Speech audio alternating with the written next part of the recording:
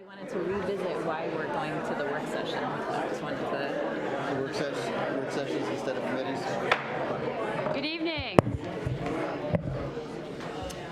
I'd like to call to order and welcome everybody to the July 1st, 2019 City Council meeting. Councilmember Goodman is excused this evening and Councilmember Walsh is excused this evening. I'd like to ask those of you who would like to join the council myself in the Pledge of Allegiance to please stand. I pledge allegiance to the flag of the United States of America and to the republic for which it stands, one nation, under God, indivisible, with liberty and justice for all. Thank you.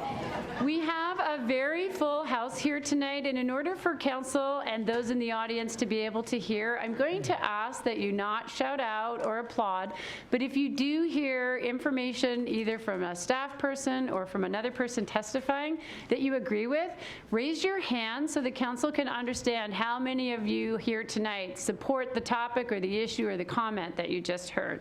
Thank you very much.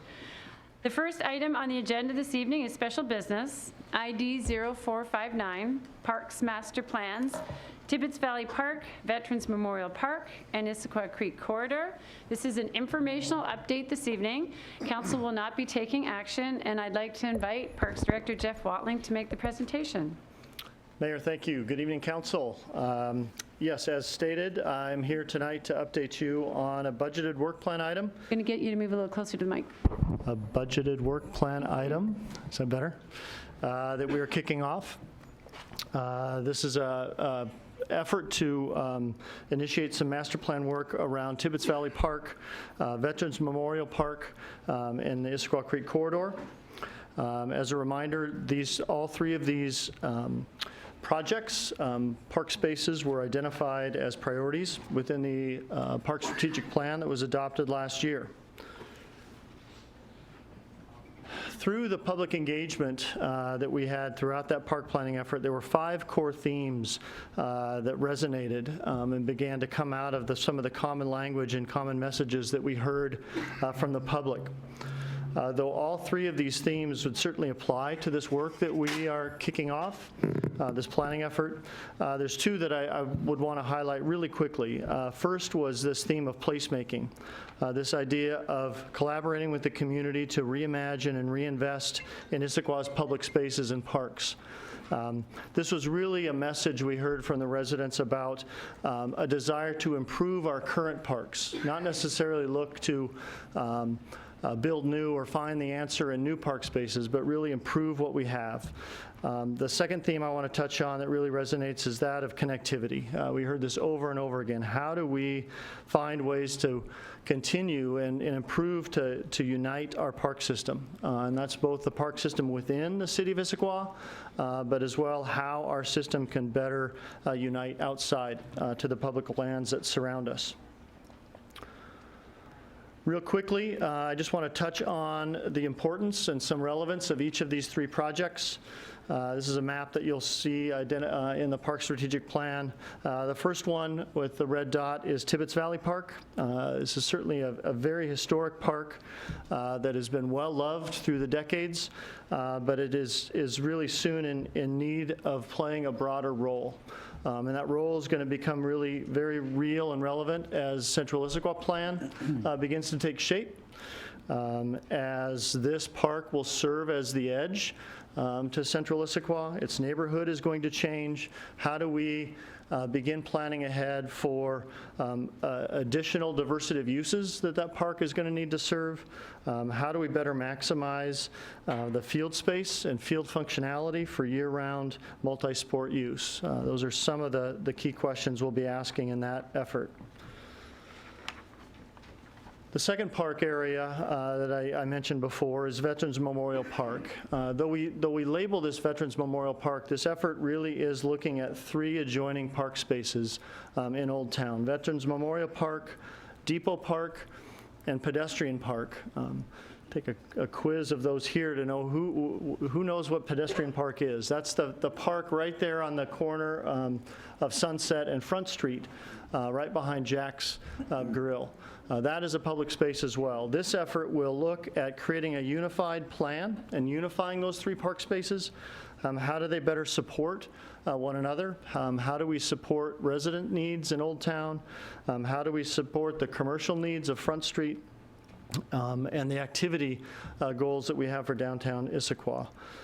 It's interesting to note that node, that space that we'll begin planning on, also serves as a key activity area of what we're calling the Creek Corridor.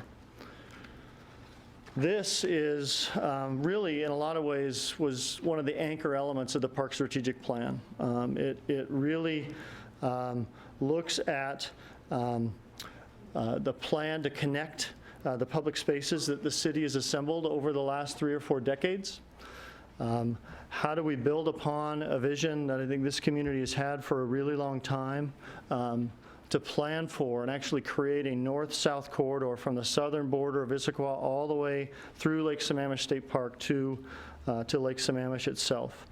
In this effort, in this planning effort, we see the opportunity for each park, each property along the way to begin to play a stronger role as it becomes connected with the other spaces.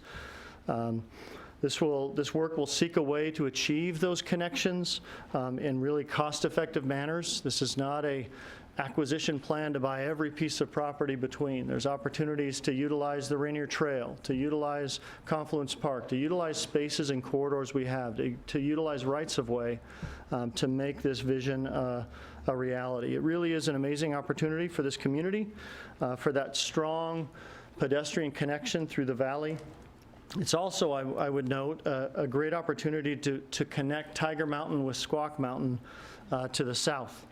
When we look at the properties we have down here, we've got 2 of our amazing Alps that are so close to one another. There's a great opportunity to connect those as well. All 3 of these, I would want to note, again, are a planning effort.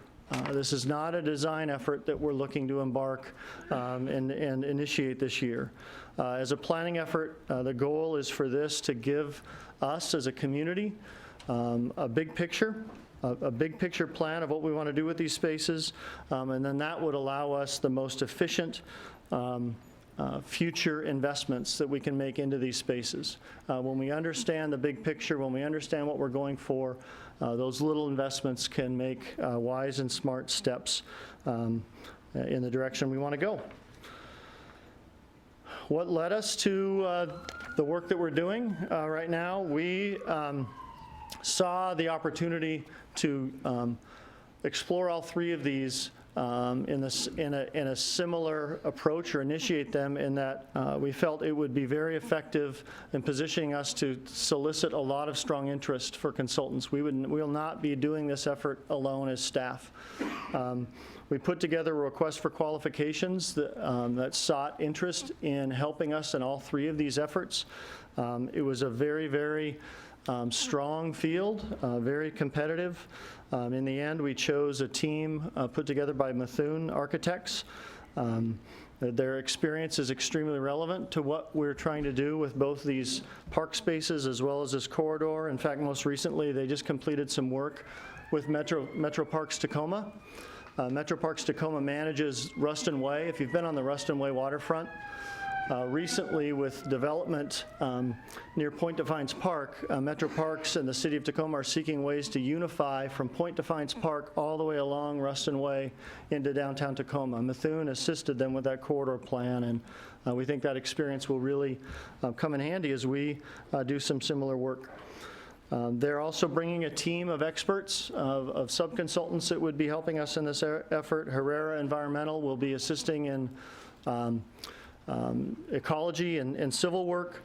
D.A. Hogan, they specialize in athletic fields, will be assisting in those components of this work. Tool design will be looking at trail design and transportation elements.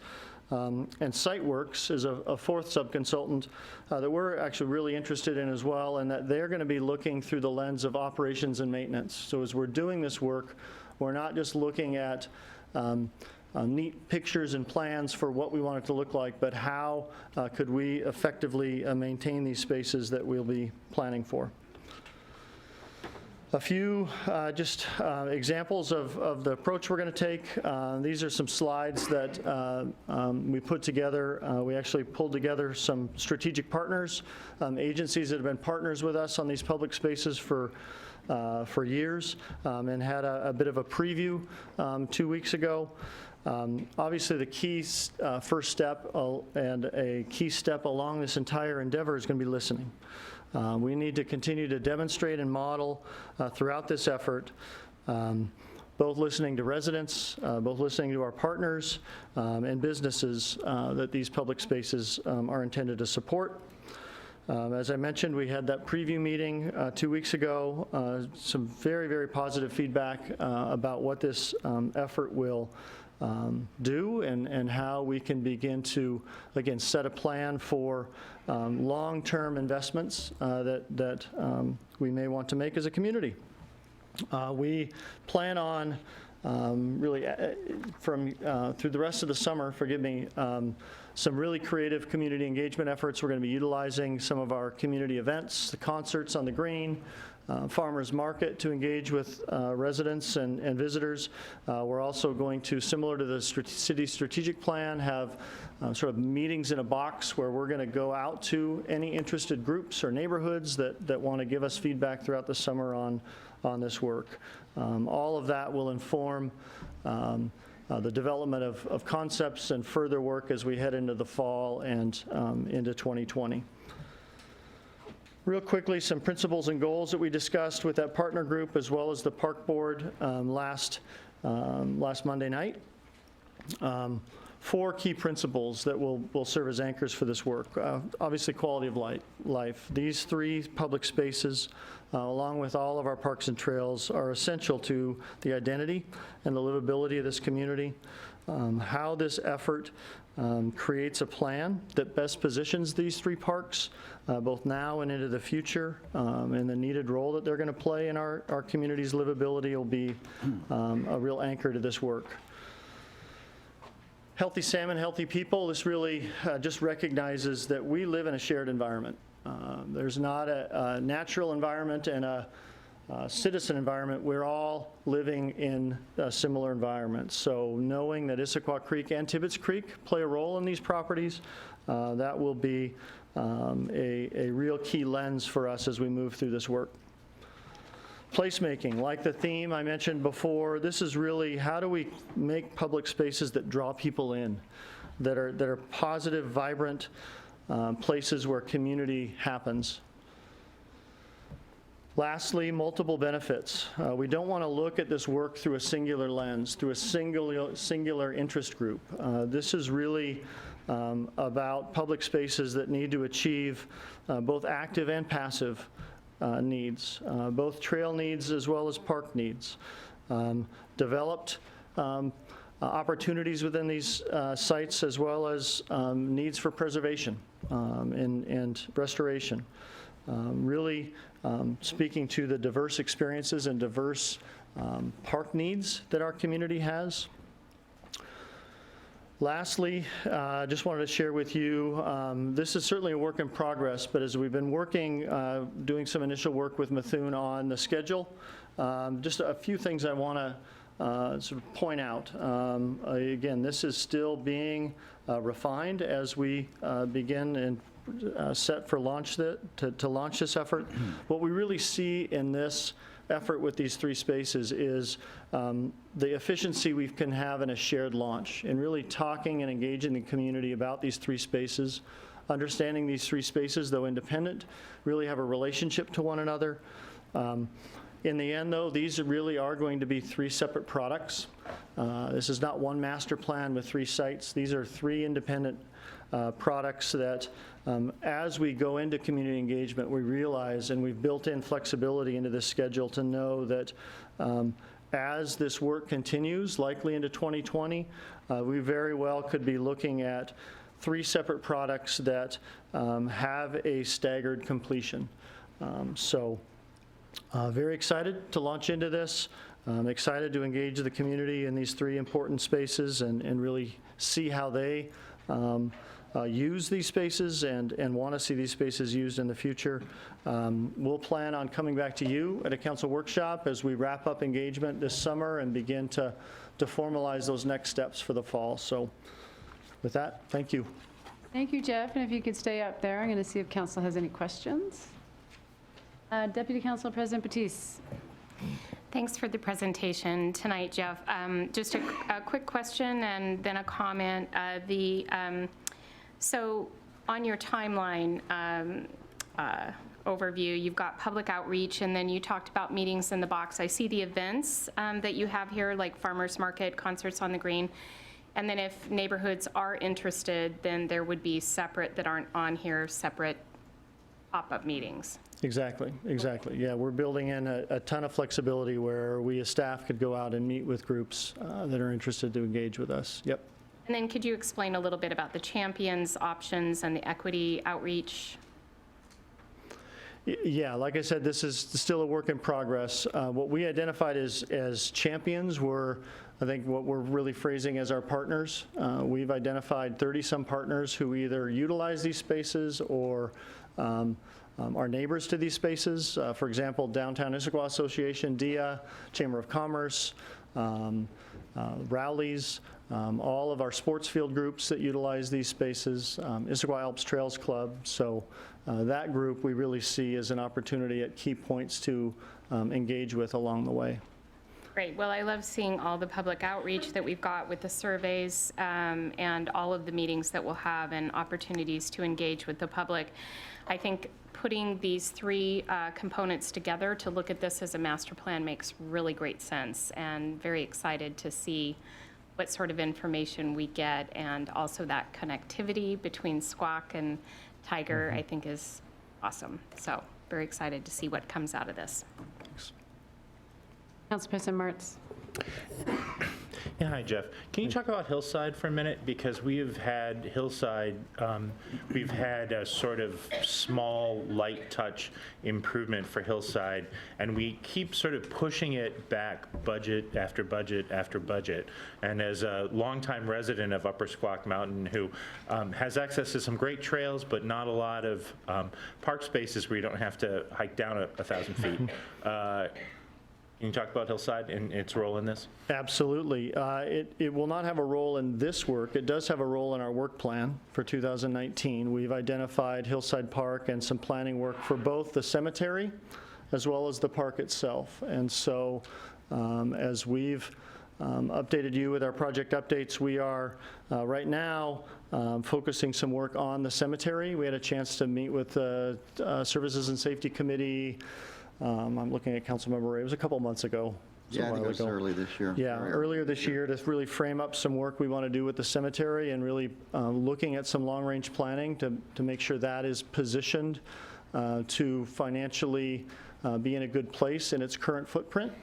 So as we sort of bring that work to a close, we'll be looking at the rest of Hillside Park, the park that hasn't been forgotten. And I think in the 6-year CIP, you see it identified as well in 2020 and 2021. So.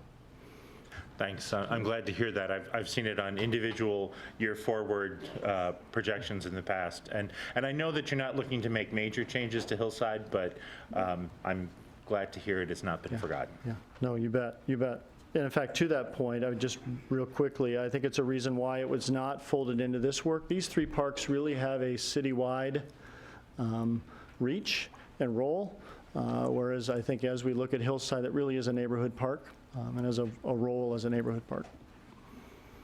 Councilmember Hunt. In addition to these master planning, there's other master plans going on in the CIP, I believe. And so I wondered if you could speak to those. So I think they're going to be completed later, but they're in the CIP currently that we're contemplating. So there's also the Front Street Park, and there's Pickering Barn master plan, and so these other master planning efforts as well. And I wondered if how they might or might not fit into this. Great question.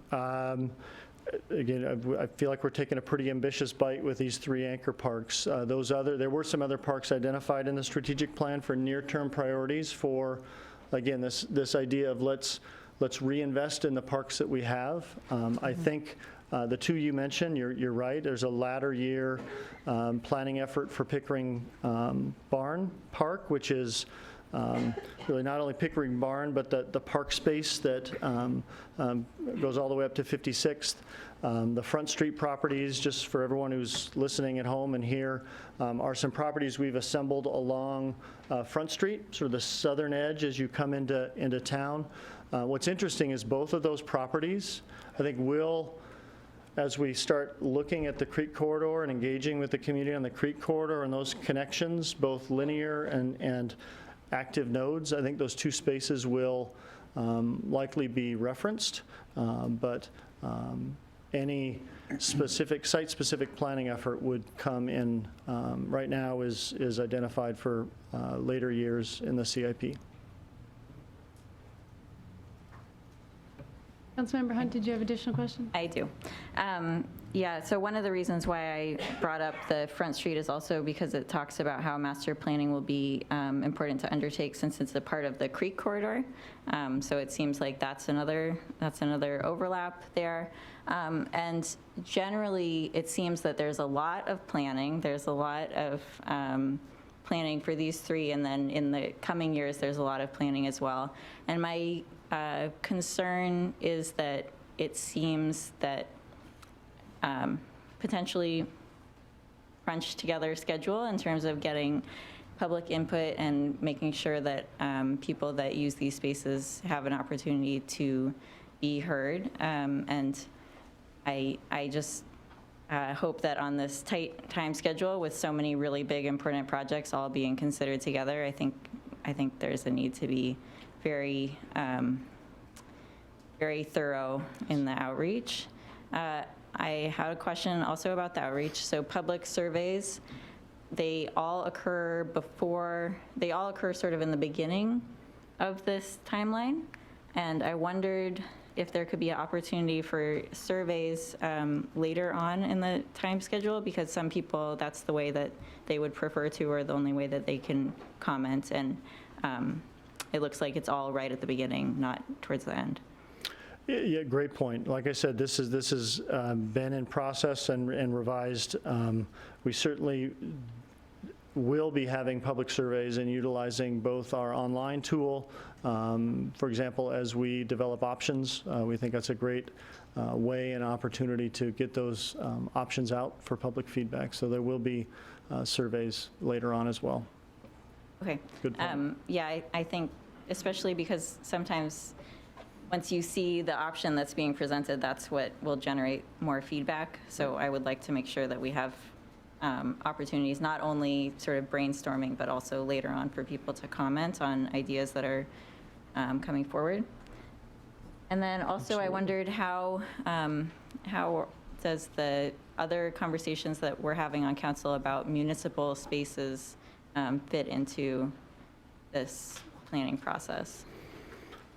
Municipal buildings. City Hall buildings? Yes, or generally other city buildings. Oh, in terms of the Space city planning. property assessment? Yes, Yeah. space planning. Yeah, great question. Not directly, but I think knowing that work is going on at the same time as this, if there is opportunity for those 2 efforts to inform one another, absolutely. But Okay. Okay. I would just make sure that if that is part of the conversation, that also be included in the outreach so that people have the full story about what's being considered. yes, yep. Thank you. Additional questions or comments? Thank you, Jeff. Thank you. Before we go into the next part of our meeting, which is audience comments, I'm going to take a little poll and see if you could raise your hand if you're here to talk about a capital project like the 43rd Street Providence Point Light, South Cove, Southeast 43rd. Can you put your hand up? It's going to be the majority of our attendees. So what I want to do is give you two opportunities. At the work session, there were some people that waited late into the night to provide comments on a capital project, because during a work session, council hears a staff report and takes comments. That frustrated a lot of people, and they asked if they could give their comments earlier in the meeting. So you do have two opportunities tonight. During audience comments, which is very general, you can discuss any project you want or any item you want.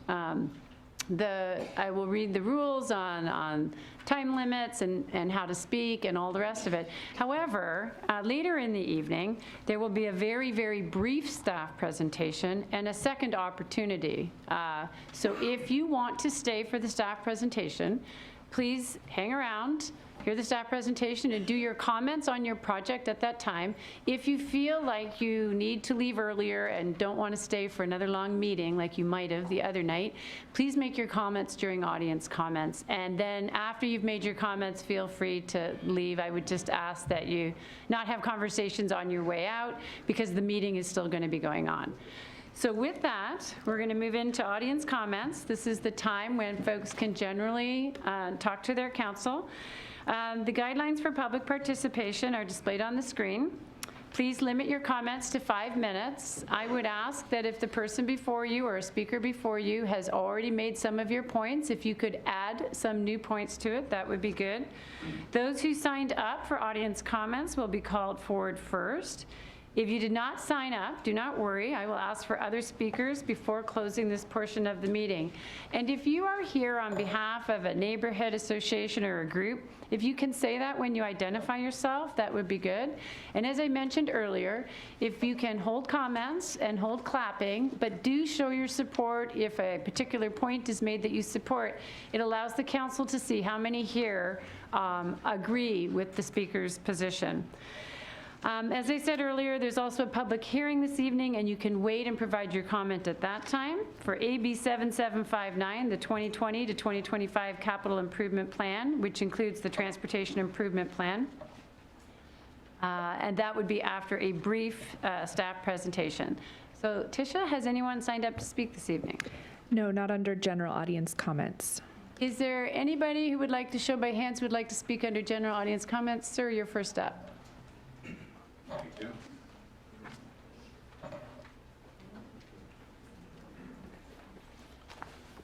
Yes, I'm John Seisha, and I'm the president of the Bella Mira Condominium Association, which is roughly 40 feet south of the roundabout on 43rd Street on East Lake Sammamish. And we understand that this project is being considered. We also understand that it's a very, very expensive project.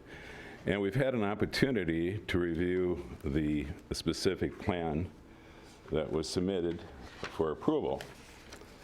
And while we're in support of eliminating the slip lane, we don't think it does justice to the real issues that impact our community in Bella Mira. And let me just explain, we do have a number of people from Bella Mira, and perhaps you could raise your hands here. So, A half dozen or so folks raising their hands. yeah, thank you. So we think there's more issues that really need to be considered for justification. And as I reviewed the justification, it really didn't address much having to do with our little community. Bella Mira consists of 16 unit owners. It was built in 2005, well before the roundabout was put in. There was very, very little, if any, outreach to people at Bella Mira. We were really surprised when the roundabout went in, the way it went in, where we had an exit lane that literally was 40 feet away from our driveway. What's important about that is that violates every standard that the Washington Department of Transportation, Washington DOT, has ever had. In other words, you would have to have a speed limit of around 10 miles an hour to come out of that slip lane. Well, I can assure you, people catapult out of that slip lane at 50 to 60 miles an hour. You have a speed limit of 40 miles on East Lake Sammamish Parkway, but it's incredible. So we are hopeful that the slip lane will be closed. It provides absolutely no value any longer There's a merge sign on it. People who drive it really don't care to, it takes longer to go through that than others. But the reality is it goes beyond the slip lane. With all the traffic that's occurring, we simply have to be able to slow up the traffic coming out of the roundabout, even when the slip lane is closed, and hopefully that can happen before the construction phase. Some concrete barriers would cost nothing. And the second thing that we really need to do is to have not only traffic controls, which means something like a 15 to 20 mile an hour speed zone. And if you look at all the traffic standards established by the WSDOT, Washington State Department of Transportation, you can't have a 40 mile an hour speed limit coming out of your slip lane. Forget about or out of the traffic circle. And with traffic being so much more heavier than it is in the past, getting out of our driveway or getting into our driveway is a challenge. One final point is I'm surprised that we haven't had an accident where a car coming into our driveway and a pickup truck basically covers the whole area from cannot clear the highway before it goes into the King County bike and pedestrian path. And I'm absolutely surprised that we haven't had cars rear-ended, driven into the King County pedestrian path that is being used very intensively, oftentimes by mothers and fathers with strollers and bicycles and tricycles and everything else. It's a huge, huge exposure.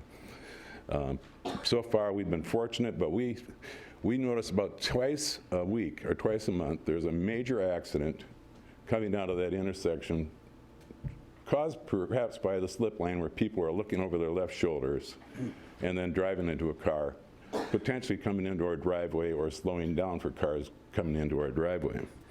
So we'd ask that you consider that issue. We're surprised that it really wasn't put into the justification. It was barely mentioned.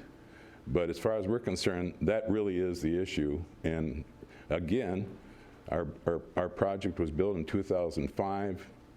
That slip lane should have never been put in the first place, and there should have been traffic controls and speed controls enforced from day one. But it's only going to get worse. Thank you, John. Okay. For council, that is project TRO 46 on page 119 of your capital improvement plan. Is there anyone else who would like to speak during general audience comments? If so, raise your hand. Come on up to the microphone, sir.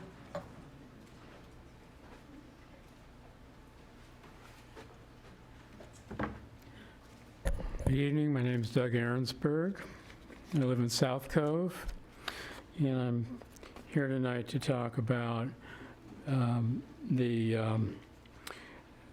addition possibly of a wider sidewalk facility between the South Cove, Sammamish Beach Club, Muirwood neighborhoods, and from there down to the state park, where at that point there is some decent sidewalk from there on into Issaquah. Sorry if I missed your name, but could you do your name and address for us? Yeah, my name's Doug Aaronsberg. Okay. Address 4430 193rd Avenue Southeast. Thank you. You're welcome. 10 years ago, our neighborhoods were annexed. More than 10 years ago, they were annexed into Issaquah. But we have not really felt, in some ways, part of Issaquah because there's no safe and reliable way to walk, ride a bike, push a stroller from our neighborhoods to the state park and then into Issaquah proper. The only walkway is really just a little area of blacktop on the other side of the white fog line that runs down the edge of the road. In some places, that area is only maybe 18 inches wide, or before it drops off into the brambles. And so there's maybe not so much pedestrian traffic there, but I think there's a pretty broad need for a safer way for residents of our neighborhood to get from our neighborhood down to where the sidewalk turns into a proper sidewalk at the state park. I understand that there's an opportunity at this time for, and I'm not sure I fully understand, but there's some funding perhaps, or some opportunity to gain some extra space in cooperation either with federal government on I-90 or state of Washington. You'll have to kind of fill me in on that. And there's a window of opportunity here that may be closing pretty soon. So we'd like to hopefully have this project funded. And maybe I could ask those who are here tonight in support of this widening of the sidewalk, please raise your hand. We have about 20 or so hands in the air. Thank you very much. And a bunch around the corner that I can't see because our chamber is too small. Okay. Thank you. Thank you, sir.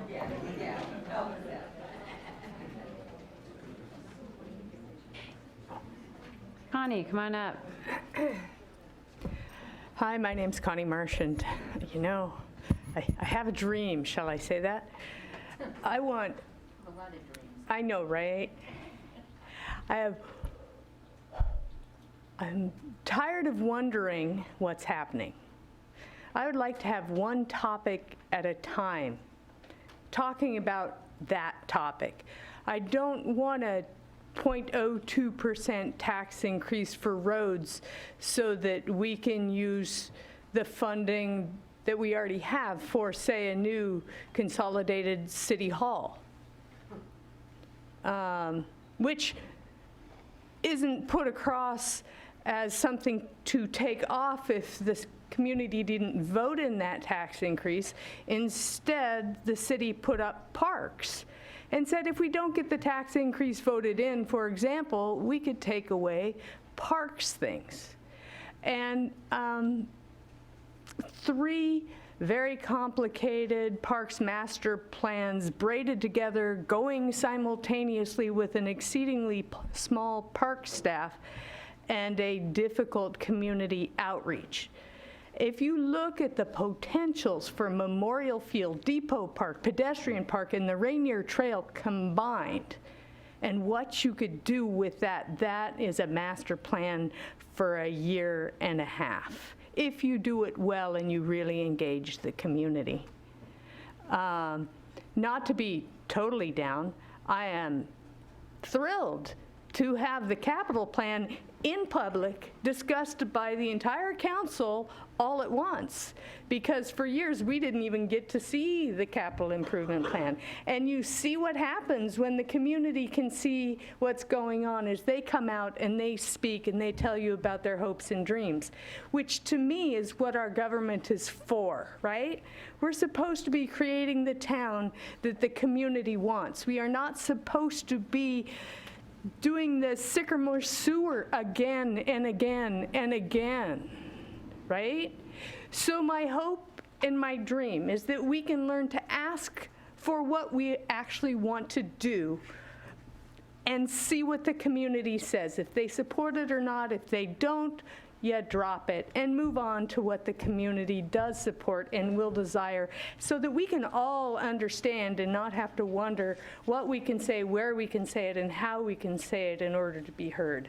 Now, I don't know if it's possible, but I figured I would try, because then we would all be pushing in the same direction to get the great town that we all desire. Thank you. Thank you. Hands in the air. Is there anyone else who would like to speak during general audience comments tonight? Sir, do you want to come to the microphone?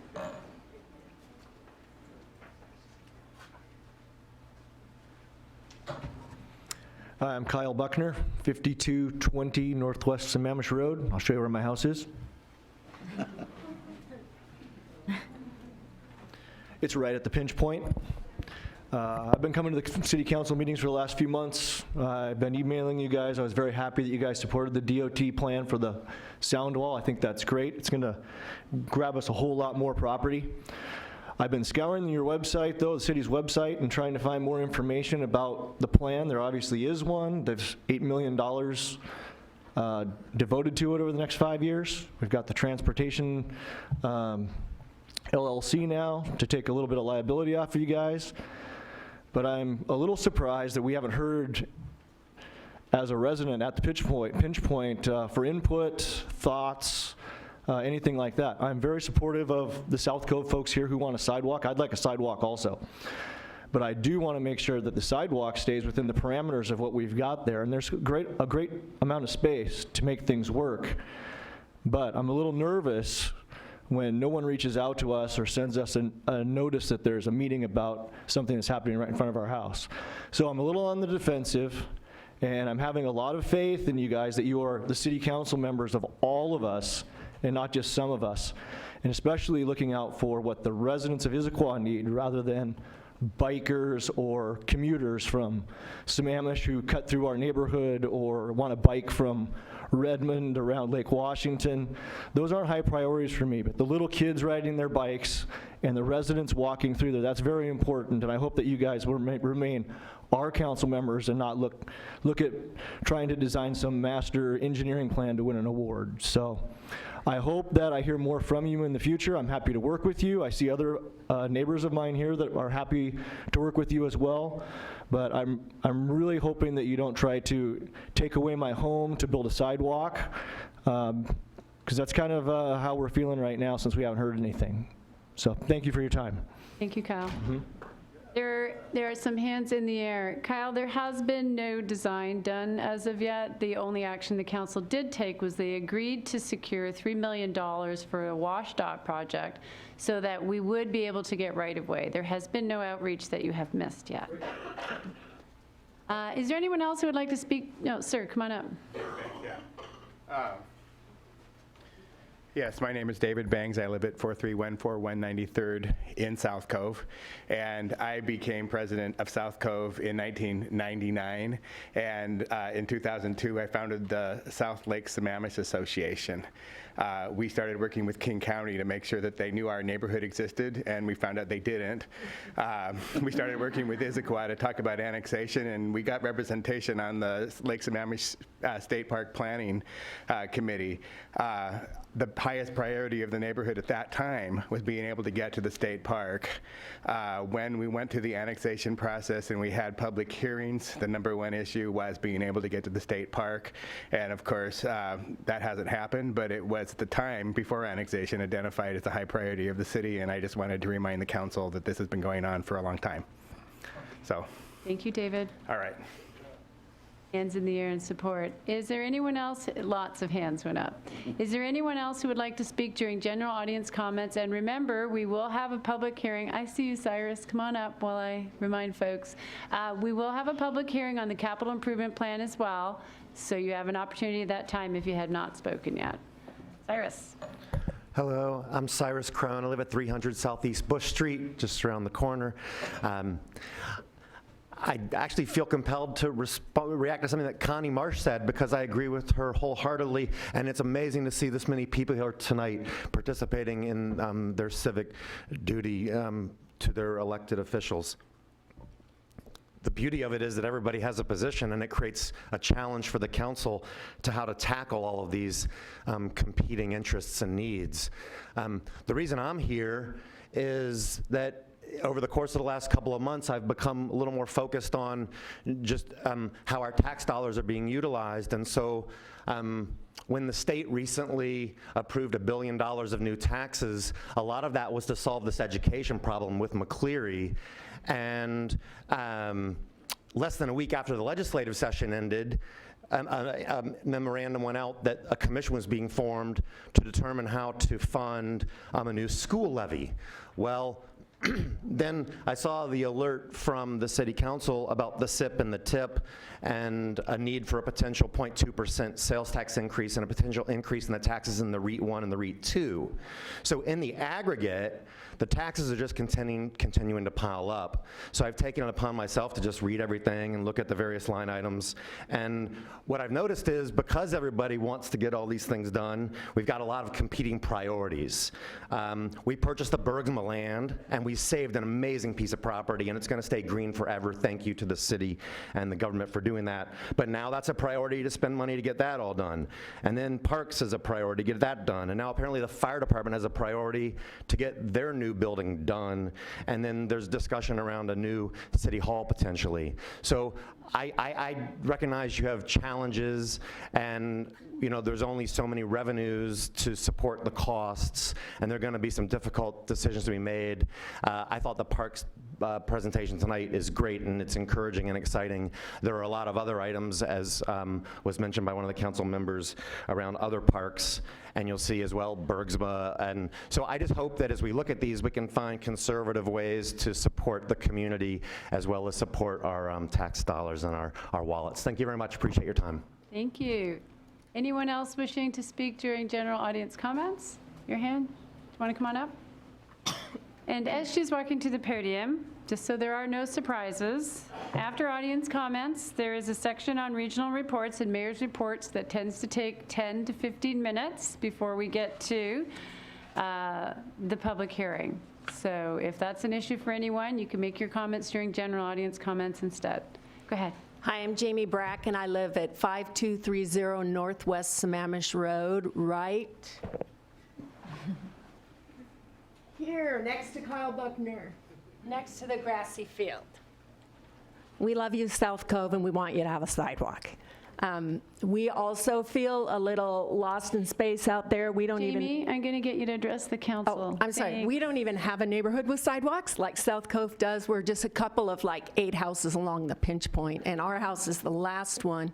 We probably have 400 feet of along the street up top there, and we again are with Kyle are just a little concerned about how you might carry out what you're going to. We're friends of Issaquah. We want to be participating in the process with you.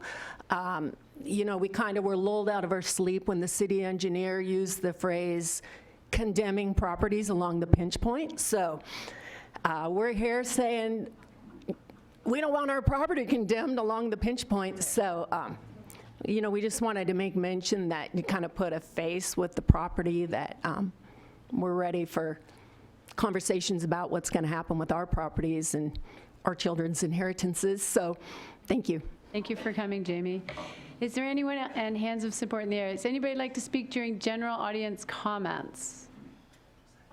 So I'm going to, okay, how about you two both make your way closer to the mic? That'd be great.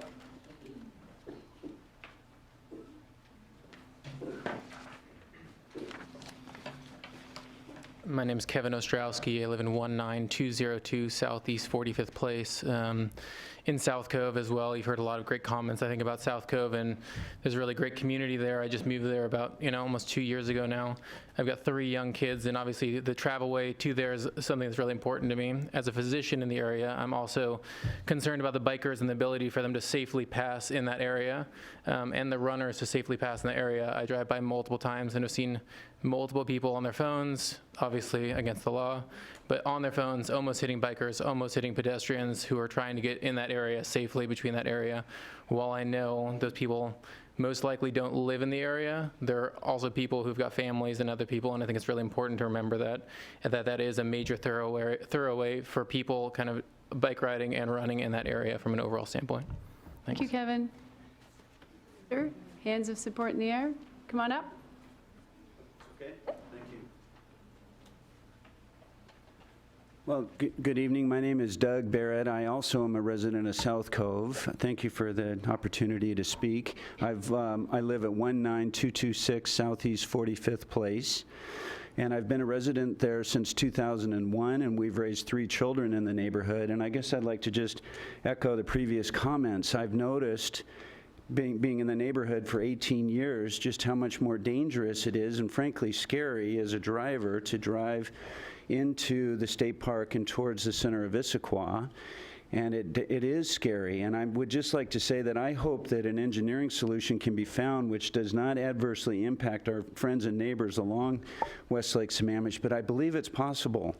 And I hope that's the case. And I'd like to just say, for safety's sake, I hope that the council would consider this project. And then finally, having raised 3 children, we've always been afraid to allow them to enjoy that part of Issaquah and to make their way towards the state park. It's just too scary to allow our children to bike ride along there.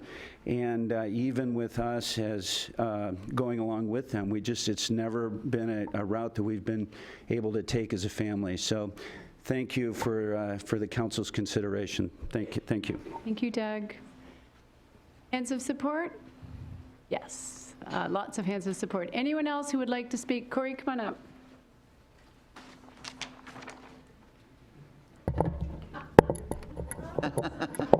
My name is Corey Christensen, and I'd like to speak in support of both the Providence Point intersection and South Cove. Providence Point, you know, they were promised their fix before they were annexed. King County left them high and dry, and 10 years of studying and thinking, they were about to get their intersection, but they didn't. And there's been a number of broken promises. It's time they get their intersection. I feel almost the same way about South Cove, just a little bit less than Providence Point, and I apologize for that. During the last year's budget discussions, the city council was told they had $14 million to spend on transportation. And that's just about enough money to do both Providence Point and South Cove. And I think they should do both. Right now, no messing around. Instead, what they want to do is Can I get you to address the council? I'm Thank sorry. you. Instead, what you would like us to do is to vote on another tax. Frankly, I would not vote for any tax until both of those projects are done, because it's a matter of trust. Both of these communities have been promised these improvements, and it's time to do them now. Get those off the table, and then talk about other projects, transportation projects, not parks, not other things that you can do for our community. And give us the full information. Transparency is important. Give us the information, but get these two things done, and let's move forward. Thank you. Corey, lots of hands in the air. Please hold your applause. Is there anyone else that would like to address the council now before we move on to our regional reports? Asking for a second time. I'll just check in a third time, and if there's none, I will close audience comments. That does not mean you will not have a chance to talk about projects.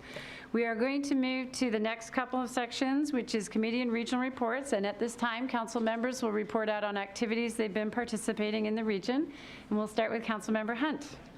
Thank you, Madam Mayor. I attended the Wyra 8 Salmon Recovery Council Management Committee meeting on June 19th. This is a subcommittee which includes myself and several other members of the Salmon Recovery Council, and we make recommendations to the Salmon Recovery Council on topics including the work plan and the budget.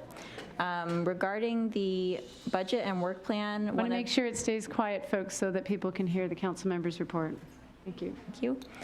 One of the items that we discussed was how to cover the cost of Snohomish County being removed from the interlocal agreement. And so the management committee made the recommendation to use a portion of the Puget Sound Acquisition and Restoration Project funding to cover that. And we also are sending a letter to Snohomish County, hoping that they will reconsider and hoping that that they will rejoin and will come back to the Salmon Recovery Council. And they, I think I've reported on this previously, but they are not paying members for the time being due to budget constraints. And then we also approved the work plan, and we also approved a goal of reserving 10% of the base revenues to be available in the carry forward in case of rainy day, basically. So that the next meeting of the Salmon Recovery Council will be Thursday, July 18th. And then I also attended the Cascade Water Alliance Board meeting on June 26th with Mayor Pauly, and it was a very short meeting. There were no actions taken, and the next regular meeting of the Cascade Water Alliance Board will be July 24th at the Cascade office in Bellevue. And that concludes my report. Thank you, Councilmember Hunt. Councilmember Ray? Thank you, Mayor Pauly. The Services and Safety Committee will meet on July 9th at 6:30 here in council chambers. The agenda will include 5 informational items. We'll have an update on the garage, a briefing on the hazard mitigation plan, an update on the dog park at Tibbetts Valley Park, an update on Green Issaquah, the Urban Forest Management Program, and finally a briefing on the Bike Skills Park at Central Park. The Eastside Fire and Rescue Board of Directors will meet on July 11th at 4 o'clock at Eastside Fire and Rescue Headquarters. The agenda has not yet been set, and that concludes my report. Thank you. Councilmember Winterstein. Thank you, Madam Mayor. I have 3 reports, one really quick. The Council Infrastructure Committee did not meet in June. Our next scheduled meeting is on July 18th. However, the agenda for that has not yet been set. Next, the Puget Sound Regional Council's Growth Management Policy Board last met on June 13th. Now, I was out of town on personal business, and I was not able to attend that meeting. But I do have a short report because I think the progress and the work of that board is very important. As you know, we're working on Vision 2050 about what to do with the next 1.8 million people that move into the Puget Sound region between now and the year 2050. The GMPB is very close to making a final recommendation on the multi-county planning policies that are going to be part of the vision update. And so some of those will be voted on at our upcoming meeting. And others require additional conversation. We've also made quite a bit of progress on the draft policies and actions related to the updated regional growth strategy. The next meeting, we're going to continue that work on reviewing all the various policy and actions for Vision 2050. That meeting will be on July 11th, a week from this Thursday. I do plan to attend.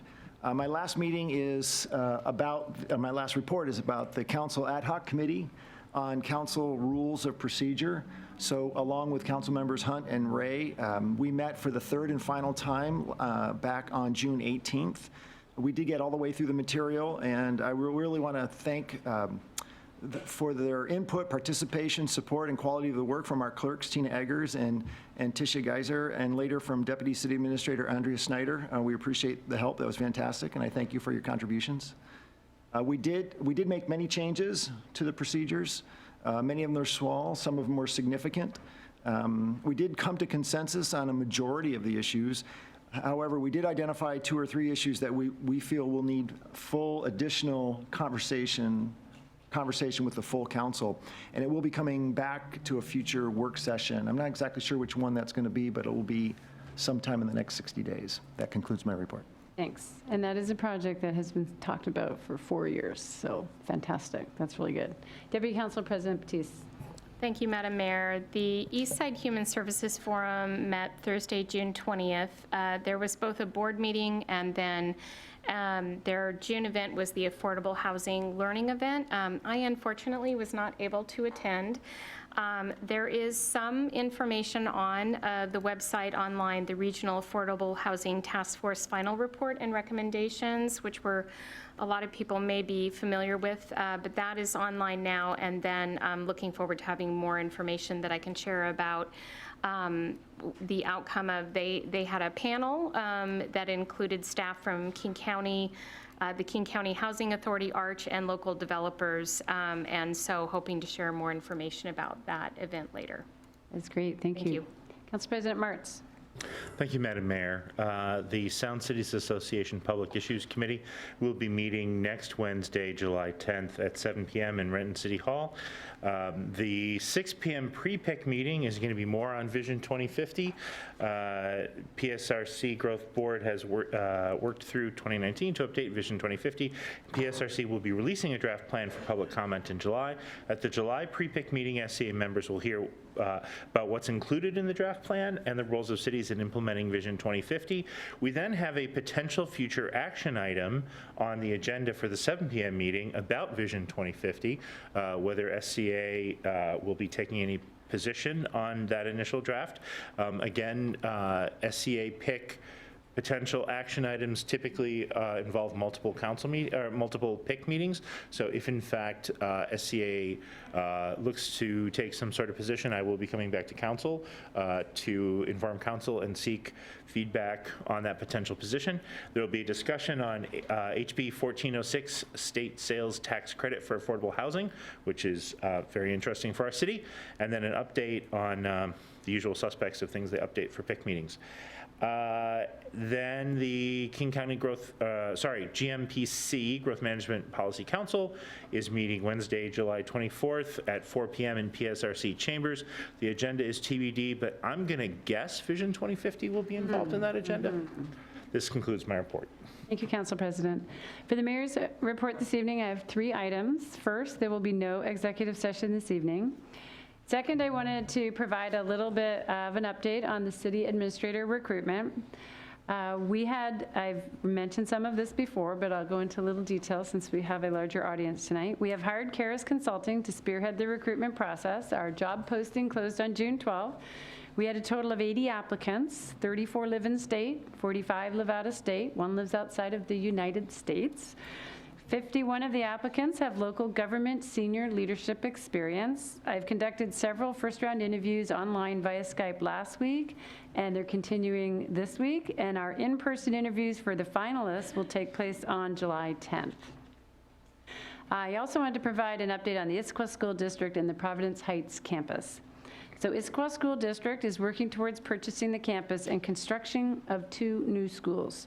The district has access to the property currently and are working to execute a purchase and sale agreement with the property owners. And if you're not familiar with the map, that lot that is highlighted is the lot next to Providence Point. The King County Landmarks Commission, acting as the City of Issaquah Landmarking Board, will be considering a request by the current property owner and the Issaquah School District to remove the landmark status.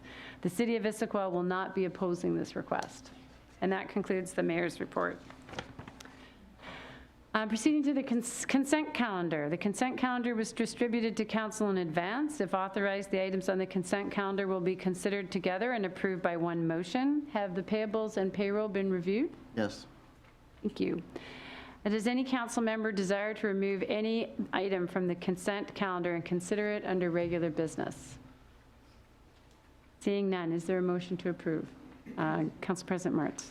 Madam Mayor, I move we adopt the consent calendar as listed in tonight's meeting agenda. Second. It's been moved and seconded. All those in favor signify by saying aye. Aye. Those opposed? Thank you. That carries unanimously. So now we're going to be moving into the public hearing. AB 7759, the 2020-2025 Capital Improvement Plan, which includes the Transportation Improvement Program, or the TIP. We'll be conducting and continuing a public hearing this evening. This item will be referred to a council committee work session next.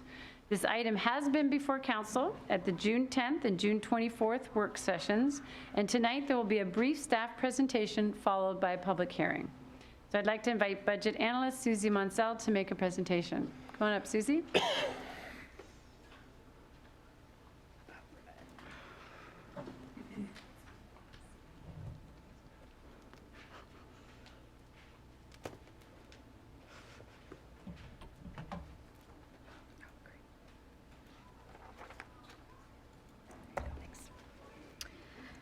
Good evening.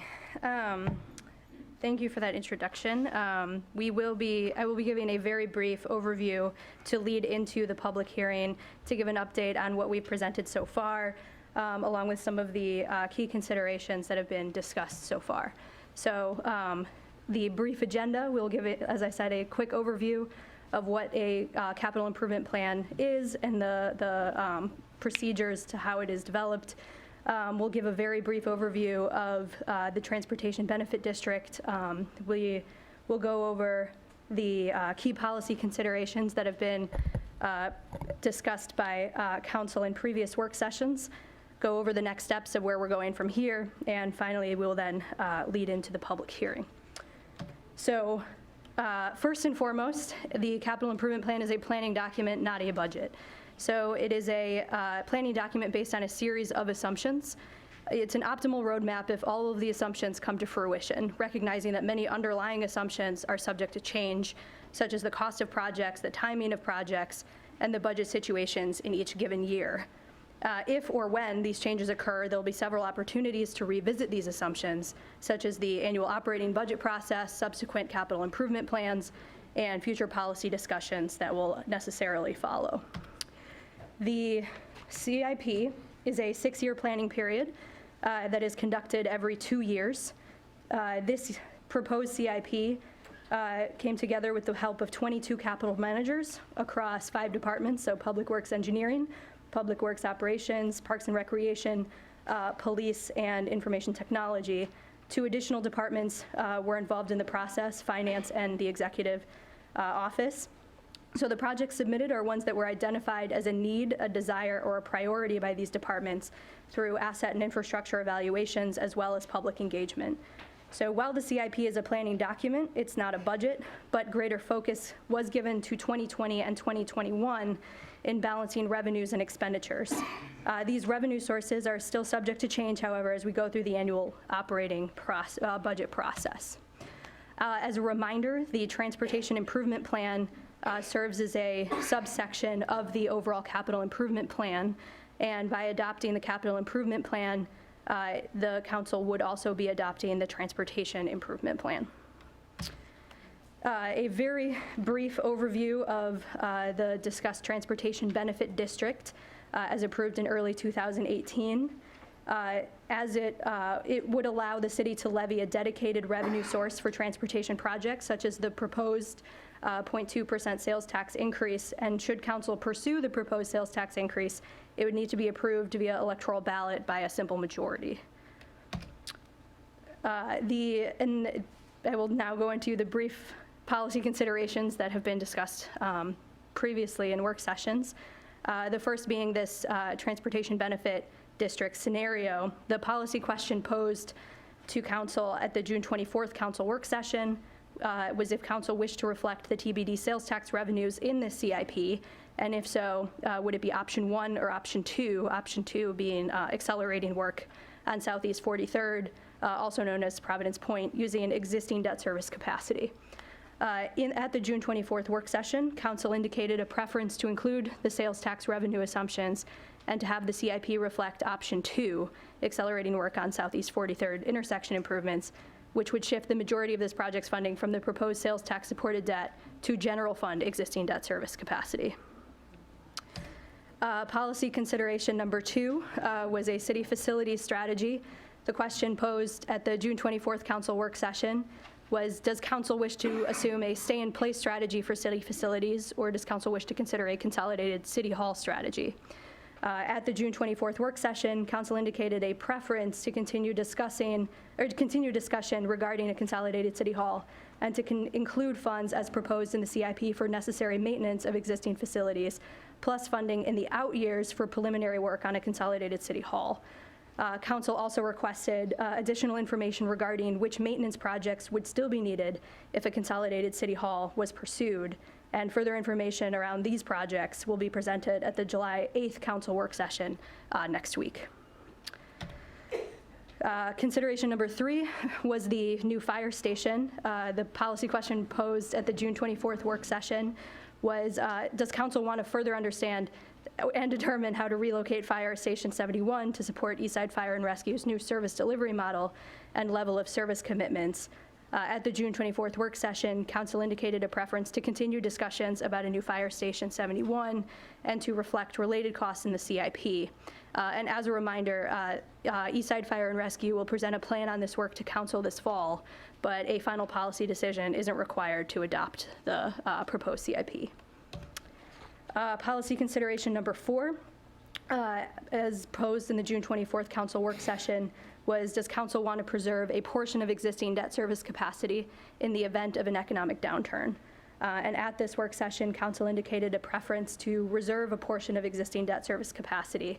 And this can be done through the opportunities I mentioned earlier, such as the annual budget process, subsequent CIPs, and future policy discussions. And the final policy consideration is the project list itself. As proposed at the June 24th council work session, does council support the project lists put forth in this CIP with particular emphasis on the 2020 project list, as they will help inform this operating budget process for 2020.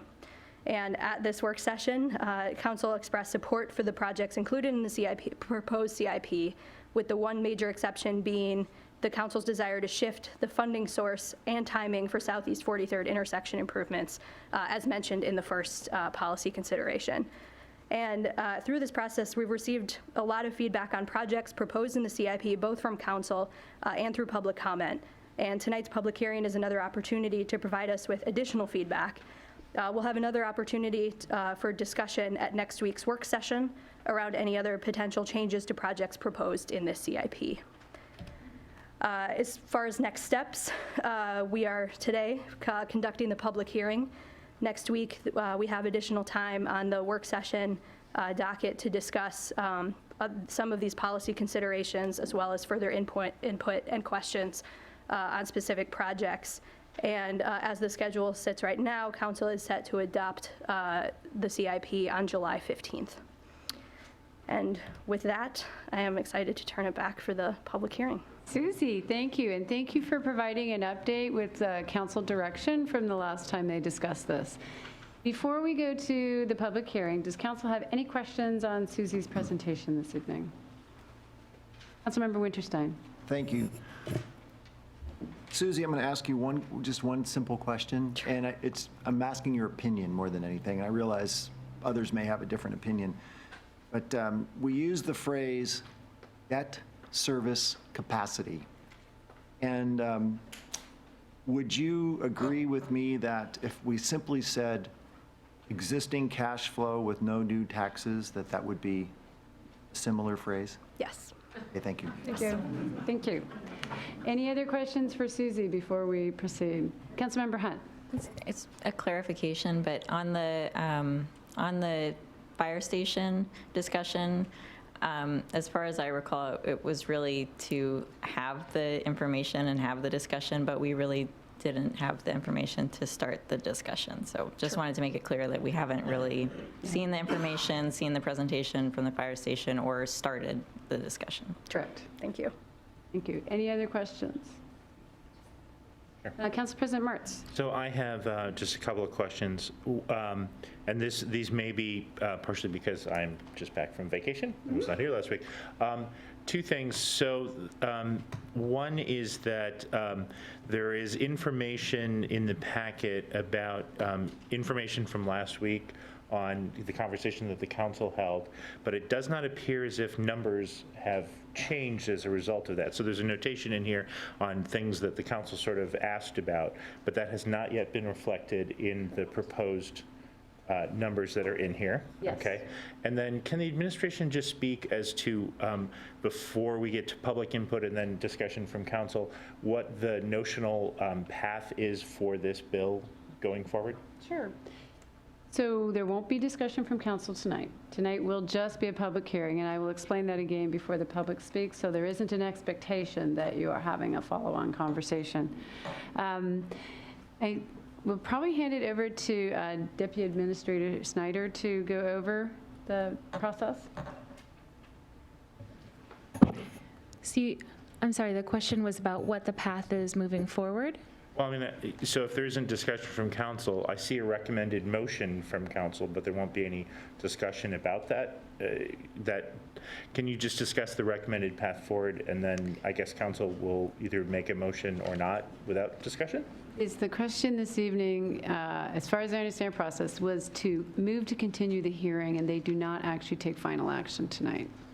Is that the motion that's in the package? Yes. Okay. So I guess, I think it'd be good for the audience to understand what the notional path forward is and what the role of tonight's conversation and what the next couple of council meetings slide up with are in this process. Thank you. Sure. So the process tonight is to have the public hearing. council may choose to continue that public hearing into the next meeting if they would like. Our intent is to continue with the council discussion on July 8th in the work session. It was another piece of council direction that we received at the June 24th work session was that there seemed to be more topics that council wanted to discuss before adoption. So we, Susie, I believe, highlighted what some of those topics might be that we heard from council you would like to discuss. One of them also being, as you noted, we have not yet updated the numbers from the direction we received from council. So we anticipate more of that to come in the following week on July 8th. And then also, as Susie noted in her timeline, we do hope for the CIP adoption on July 15th. Thank you. Any other questions? Great. So we are going to begin the public hearing. I just want to make sure we don't disappoint or have unmet expectations, but this evening, council is receiving any comments that you have. They do not have time carved out this evening to have a discussion themselves. So this is about taking in your thoughts and concerns. Do we have a sign-up sheet for this one? Thank you. I'm just going to go over the rules a little bit. So these are the same rules that apply under the public hearing, and we will put them back up on the overhead. If you're here speaking on behalf of a group, please identify which group you are speaking for.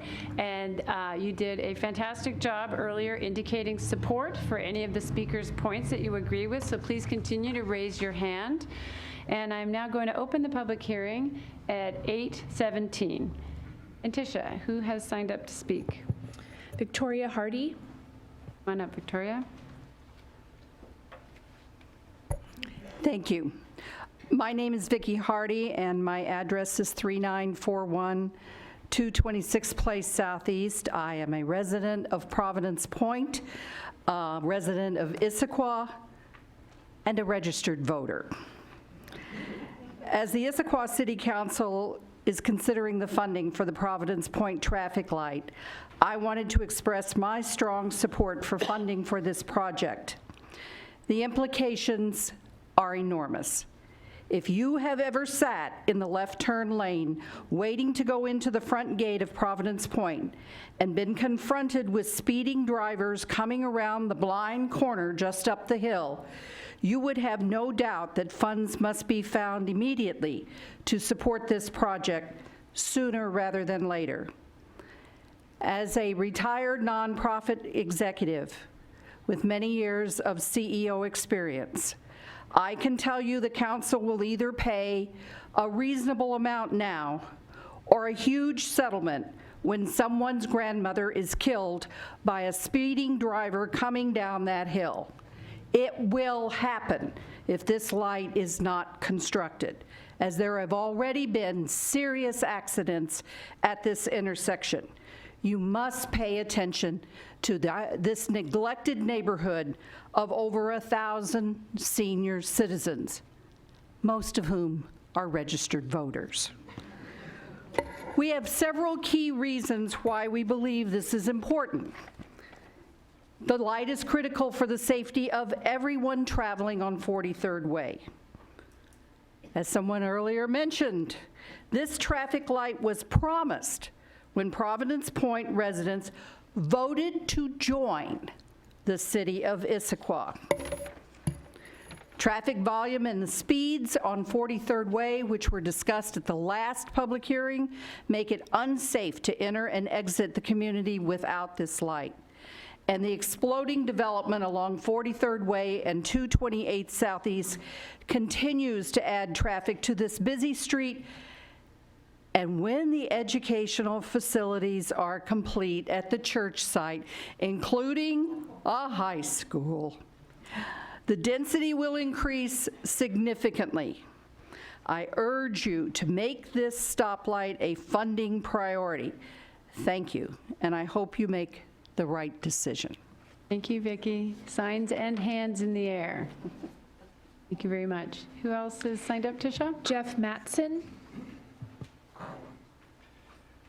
Good evening. I'm Jeff Mattson. My address is 22121 Southeast 40th Lane in Issaquah. That is in Providence Point. I think it's clear to everybody, including the City Council, that we need a light there, and I know you're doing your best to get the light there. So I don't want to spend a lot of time on that. But recently, this thing concerning the Transportation Benefit District has me concerned. Now we're looking at perhaps going to the voters to ask them to fund this.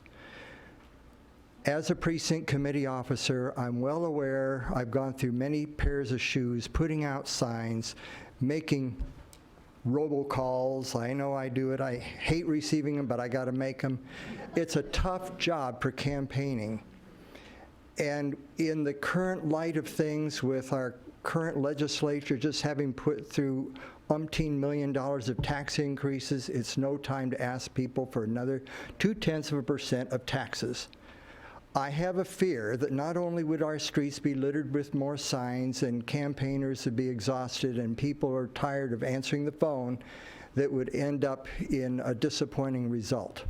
And then we'd be back where we are. We're talking about not only Providence Point, but the whole thing at South Cove, which I drive through there. That's my bypass road when the freeway is backed up.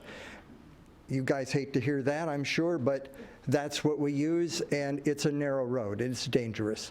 So these things have got to be done, and I would hope if we've got the funds in the city coffers right now for these old projects, that they would be funded right now and not worry about going to the voters. Thank you very much for your time. Thank you, Jeff. Lots of hands in the air. Next on the sign-up list, Tisha. Ed Petroy.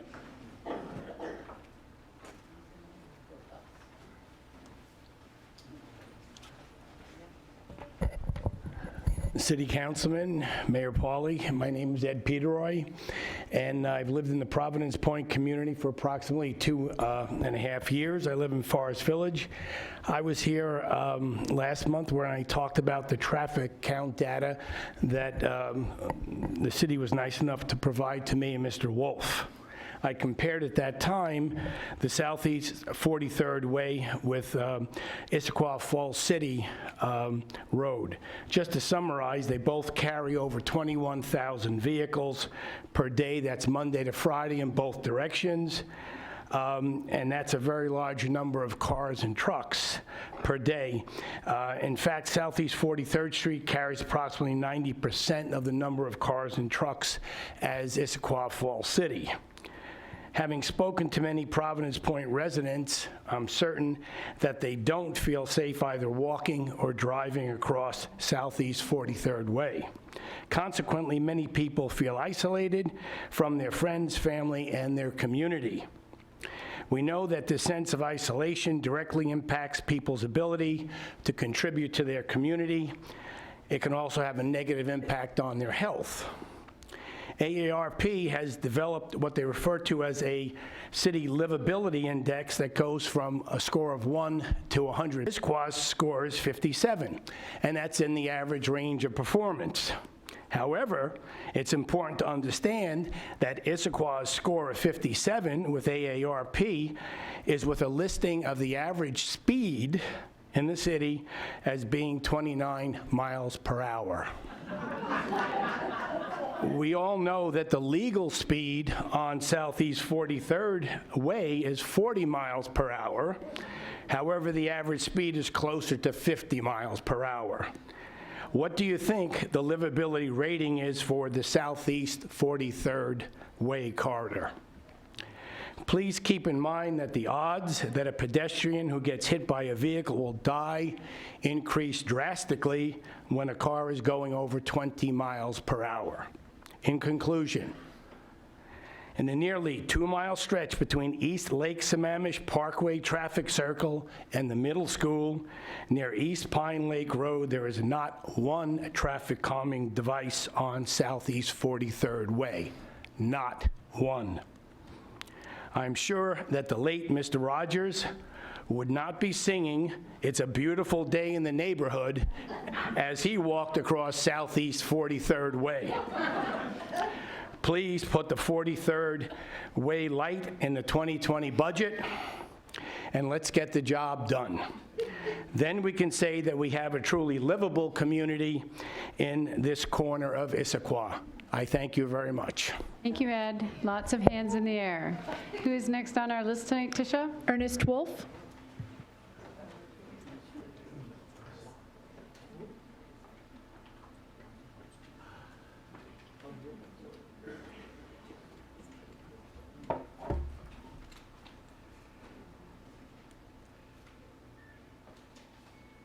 Like last time, when I turned off my hearing aids, I can talk to you better. And that's one of the problems when you get old. And I've been around a long time. I've seen a lot of things in a lot of places. And I've been involved in this darn traffic light for over 5 years with several administrations.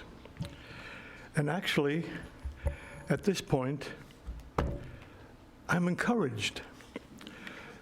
Well, before I begin, I'd like to wish any present or former Canadian in the audience a happy Canada Day. Today is Canada Day.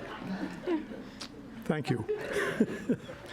To the City Council members and staff who worked until 11:30 at night on June 24 during that scheduled work session, many thanks for your dedication to the City of Issaquah welfare.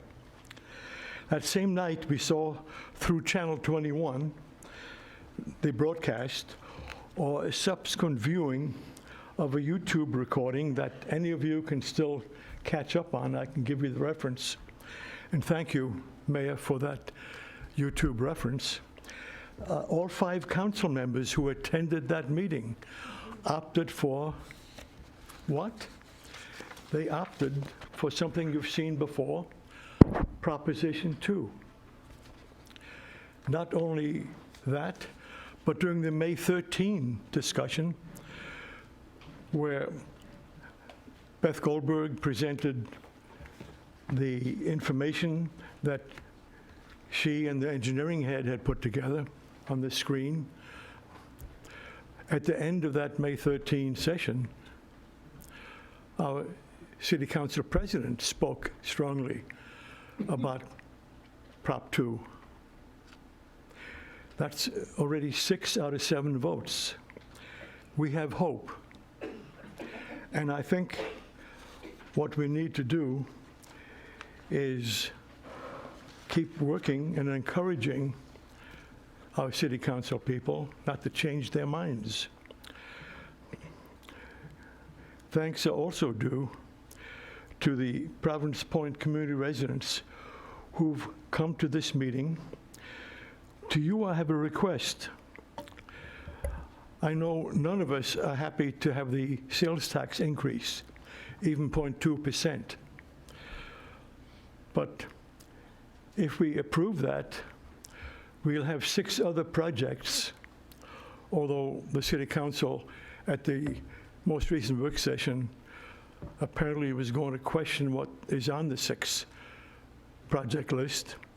But nevertheless, if the Transportation Benefit District is approved and the sales tax is approved, one other benefit will come to us. Beth Goldberg, our financial expert, has told us that'd be an additional $900,000 a year that will be available to our engineering department to better maintain our roads. And Southeast 43rd could certainly use an improvement. We'd love to have it match 228 that the City of Sammamish just redid beautifully. So I'm reluctant to back an increase in sales tax.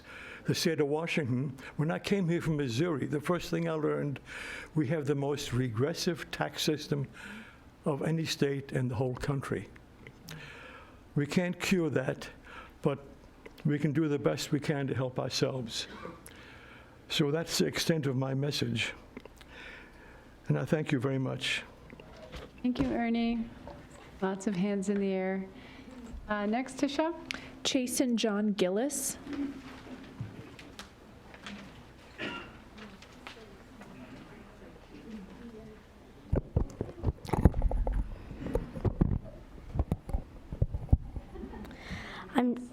I'm Chase Gillis. I live in.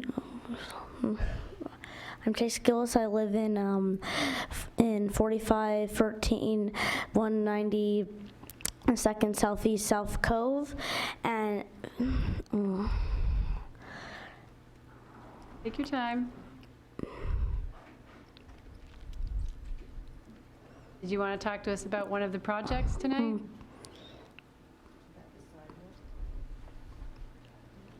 I think we're going to front. There we go. Just stay up here, buddy. Good Thank you. evening, council members and mayor and citizens. Chase had asked to speak tonight, and you can imagine it's a little bit of pressure. I live at 4513 192nd Avenue Southeast in South Cove, Issaquah. I'm working on year 42 in the same house. And I just wanted to say that I'm a veteran of 40 years ago of working with the city council on the Pickering Farm Regional Park District, if you remember that. You may remember the name A.J. Culver. Yeah, we were shoulder to shoulder. And that went down to defeat. I want to offer tonight some realistic comments. I'm a 36-year retired member of the Seattle Fire Department. I spent 10 years on the board in South Cove. Like yourselves, I like to consider myself a doer. But I want to bring the reality of what I saw over those 36 years. Many accidents, needless to say. I put a lot of my career in downtown Seattle. When I made chief, I had to go in on rescues, things you wouldn't believe. But in terms of one life, one child hit on that road, you'll always remember it. And we lost a beautiful young lady who grew up in my neighborhood. I won't remember, I don't have permission to mention her name, but she died at age 26 riding a bicycle hit by a semi down in California. And it was on a road very similar to what we have out here. And I can just say that one life lost has impacted hundreds of people. And every day, she grew up with my kids. And Chase and his brother Shale live with me now. And I've gotten back into bicycling. I'm 70. And I've tried to go down to the East Sammamish Trail. And I just tell you, I used to do some pretty risky things. I still ride motorcycles, but that is really scary.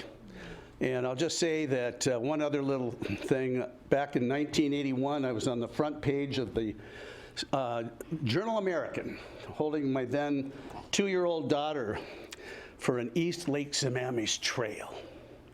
And look how long that took to get that project done. Obviously, the homeowners fought it religiously, but I just want to say, backing what everyone's said tonight, and I know I'm speaking for Chase too, that we please move this forward.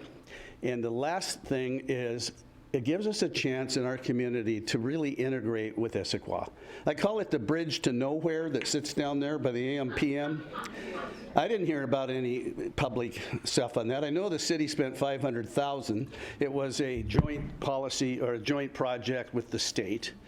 And what it'll afford us to do is have a safe access to the state park, but also down to that bridge.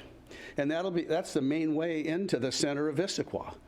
And it'll be a perfect integration to have that, bicycle pedestrian bridge jointly with us. And I want to thank you very much. And on behalf, you got a couple words there, buddy? You're doing Thank good. you, Chasen. Chase is going in the Lots fifth of grade. hands in the air. Next on the list, Tisha? Daphne Gann.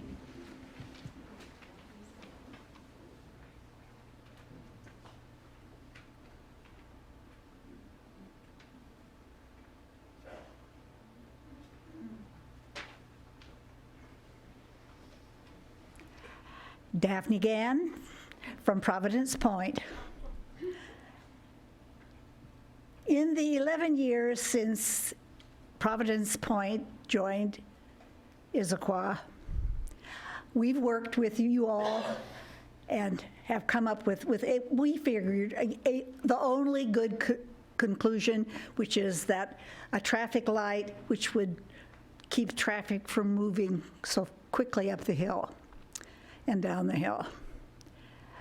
However, in the last 11 years, instead of funding that, we have seen the city of Issaquah fund bridges, parks, bicycle trails, some sort of just recently a roundabout by Target, and also in Highland, you did some work to help the children get to school. And you've operated under sort of a beggar your neighbor infrastructure plan. That is to say, those people who whine the loudest get the most. Okay. Oh, and I have to go back and get that.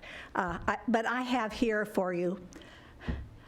You know, the people in Providence Point are really like living in Issaquah. They're residents. And you know, there are times when we think that the city of Issaquah ends about 5 or 10 feet beyond McDonald's because you don't do anything. We don't see policemen. And we want you to know what wonderful people we are who live in Providence Point. We really are. And I have brought, which I will give to your city clerk, I have talked with some of our residents about the contributions they make, besides paying taxes and sales tax, to the city of Issaquah. And did you know some of the things the people in Providence Point do for Issaquah? They're a docent at the museum. Many of them work for the baby corner. An 89-year-old friend of mine had to leave early from playing bridge because she had to go cook for the homeless. You know, I cannot tell you how many I have, just in a couple brief conversations, I have a list of 40 different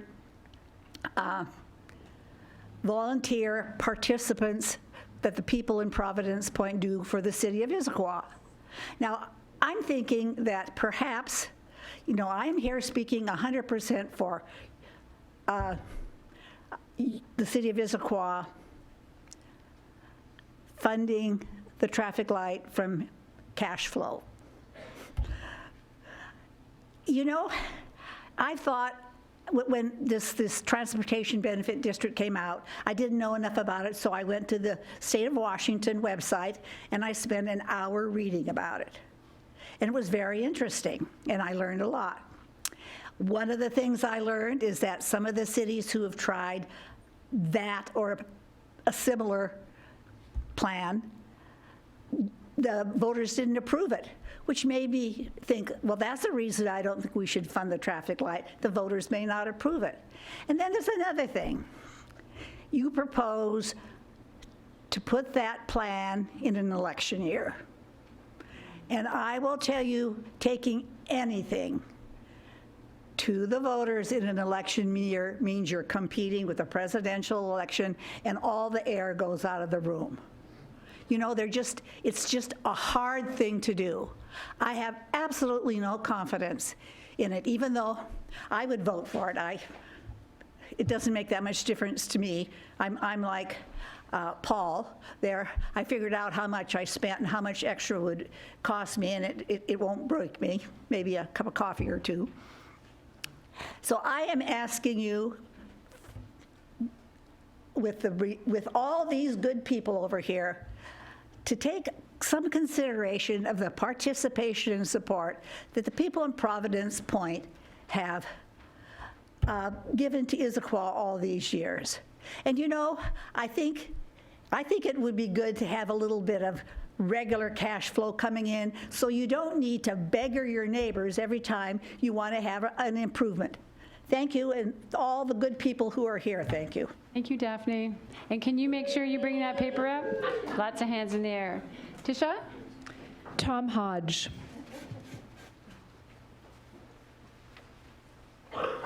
Hi there.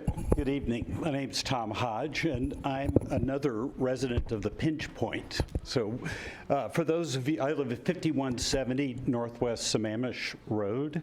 And for those of you who drive Northwest Sammamish Road, you'll know our house as the Smurf Blue house that occurred about 2 years ago. It's amazing how paint samples look different. You know. So,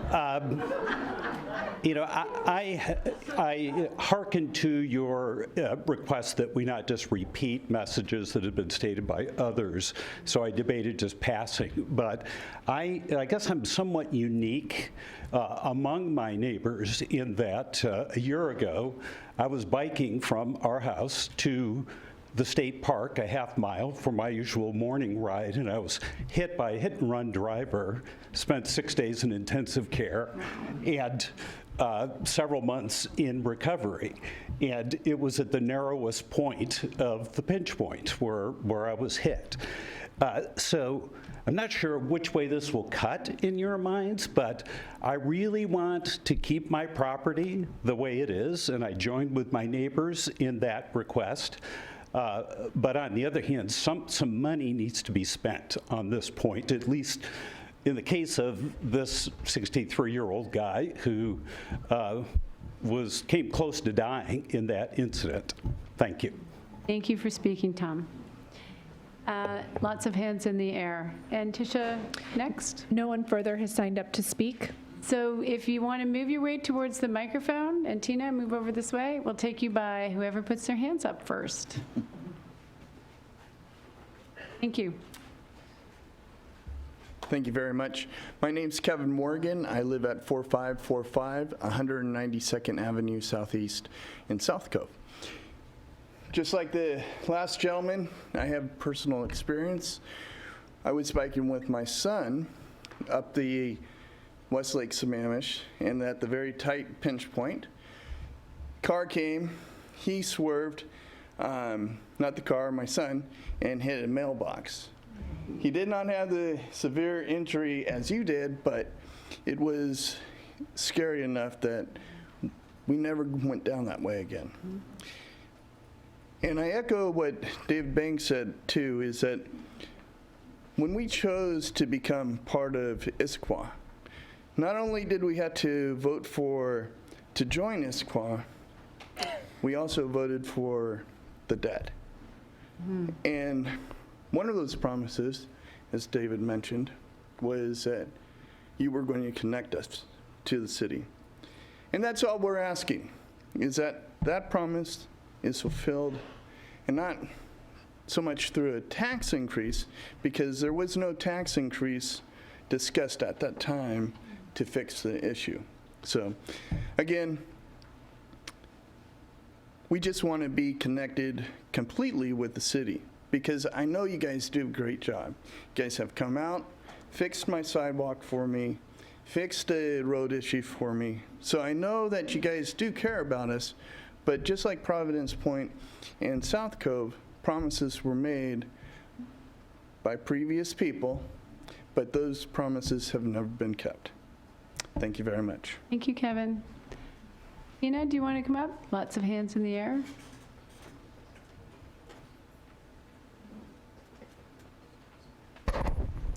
Good evening. I'm Tina Camfori, and I live at 1220 Oakwood Place, Northwest Issaquah. I agree with most all the people here tonight. They spoke before me. And I want to through some experience. I have a lot of friends at the Providence Point, and I was there and trying to, you can't make a left turn over there, it's illegal. They have a sign there. So to go make a left, you have to go all the way down to the roundabout, turn yourself around, and make your left turn. I don't think it's fair to take such a long distance driving just to make a left turn. Make that place safe to live, because most of the seniors live there. And they've been requested a stoplight for long years already. I think they deserve to have a safe way to get in and out the area. Just like we deserve a Newport way, a safe way to get in and out our area. I spoke many times on this committee and request to have safe place for us to get in and out. What else you can ask for? So safety, when you lose a next door neighbor, a little child of 40 years old. My neighbor next door, they move out of the area because they can't take anymore. Go down to the road and see that cross right on Newport Way and Oak Crest Drive. Please, make us a saving area. We don't want to see anybody else losing their life, and especially a young child. So we ask, and I've been requested many times, make a comment and request. We need a monitor stoplight over there. We don't need a runabout because we don't have enough space around to make a runabout feasible to drive around in case an emergency truck has got to go through. Be patient and see yourself if you will lose a 40-year-old boy. How would you feel about it? You don't want to live in the area. But thanks for your time. Thank you. Thank you, Tina. Anyone else wishing to speak tonight? Come on towards the microphone. I'm going to ask 3 times. Come on. Not a game. Sorry. Go ahead. So I will ask 3 times before I close the public hearing. So if you're thinking of speaking tonight, please make your way towards the microphone. Thank you. Go ahead. Hi, my name's Deb McKinney, and we just moved into Forest Village last September. And I have to say I was very concerned when I realized how we had to come down 228th to turn left into Forest Village. There's this tiny little left turn lane that's darn scary to turn into to get into our entrance, because people do speed on 228th going down that hill. And so many times I have been tailgated going at the correct speed limit with my flasher on to let them know I'm turning left, and they at the last minute will swerve around me as I try to take that tiny little left turn into our neighborhood, and it's downright scary. I guess I was just surprised that something would be left like that. As I say, I'm new here for, I guess, many, many years. And it's not a whole lot better coming back up the hill, because then again, we have another tiny little right turn lane in there, and people still tailgate going up the hill as well, unfortunately. And there again, you know, if somebody just looked down from their steering wheel for a moment, or unfortunately was talking on the phone, they wouldn't even notice, even with a signal on your car, that you were turning, and they'd hit you again. And so I guess I just can see everybody's point of view that has lived there for so long about how dangerous that area is. So just wanted to pass that along as a newcomer. Thank you. Thank you. Lots of hands in the air. Next up to the microphone. Thank you. Thank you. Leo Graham, I'm in Providence Point also. I have a question or a point of order. I didn't quite understand the procedure the council is going to follow with regards to the CIP. There's a workshop next week, and then on the 15th there's a council meeting. At the workshop, and where you're apparently going to review the CIP in more detail, is there going to be a public comment period during? Sure, I'll go over that again. When the council revisits this again in the workshop, they will take into account all the testimony that they heard this evening. They will get a presentation from staff about the CIP. They will get to ask questions, and then at Council President Mart's discretion, he chairs that meeting, he can ask for public comment at that time as well. They should continue with their discussion that evening to provide some fairly strong recommendations on what they like the final document to look like that will come back before them on July 15th. So it won't be on the agenda or agendized to have public comment at the workshop meeting? It'll be a point of discretion? Sure. Yeah, I'll let Council President answer. Madam Mayor, it's always my intent to take public comment when we have issues before us in the work session. I haven't seen the agenda for next week's meeting, but I intend to take public comment. Yep. So if it's not listed on the agenda as a separate item because it is just their work session, Council President has been taking public comment throughout the year. Very good, thank you. Anyone else who would like to speak this evening? And it's not really Q&A. If you have some questions, you can leave them, and I can address them, and we can post them, but I want to make sure we get through all the testimony this evening. Thank you. My name's Dan Srebny. I live at 22618 Southeast 44th Place, Forest Village in Providence Point. My wife and I moved there last year, delighted to be part of the Providence Point community, but more importantly, part of the Issaquah community. And we deliberately wanted to move to Issaquah after spending many decades representing and serving our country abroad as a diplomat in garden spots such as Baghdad, Gaza, the Persian Gulf, Hong Kong. And the reason I mention this is, while I echo the comments everybody else has made, I worked on behalf of our country in places where democracy was a dream and local government was seen as a way for rich and powerful people simply to make themselves richer and more powerful at the expense of the citizens. And when we sent people to the United States, either on short-term exchange programs or longer-term academic programs, one of the things that they always talked about when they came back was that local government actually took seriously the concerns and views of the people who lived in their jurisdiction and actually wanted to serve the people whose community they were leading, and also believed in keeping promises rather than making promises which they would then abandon and ignore and go back to filling their coffers. And in that sense, as we come close to celebrating our national birthday again on the 4th of July, I hope that you will continue giving confidence to people in our country and our local government by listening to the voices of all these people who have been here and many others repeatedly, and in keeping the promises that have been made years ago and sustained to Providence Point, and provide for the safety of all those who travel that road by funding the traffic light now. Thank you. Thank you, Dan. Lots of hands in the air. I see Hart there. Do you want to come up and speak, Hart? Thank you. Good evening. My name is Hart Sugarman, a resident of Issaquah for 23 years. I live at 2550 Northwest Oak Crest Drive. And I'd like to talk tonight about, on the Transportation Improvement Plan, TR022, which is the section of road from Newport Way from State Road 900 to Southeast 54th Street.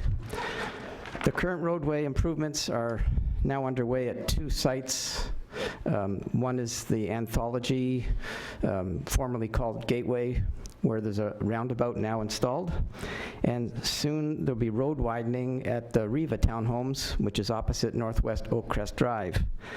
This intersection of Riva Lane and Northwest Oak Crest Drive will be the first 4-way intersection within city limits of Newport Way that does not have any traffic control. There'll be no 4-way stop signs and there'll be no traffic lights. The plan is to widen the road and put in the center lane, which would be a left turn lane, so left turnout lane. Interesting to read last week from the Seattle Times front page that in the city of Seattle, they installed a road similar to that where they put in a left turn lanes, and they found out that the cars actually pass quicker now on the right because they have that through lane as a throughput lane instead of a slowing down lane. My suggestion is to put in a roundabout similar to what you did at Target and Trader Joe's. It fits in our intersection. I measured it personally with a tape measure. It does fit.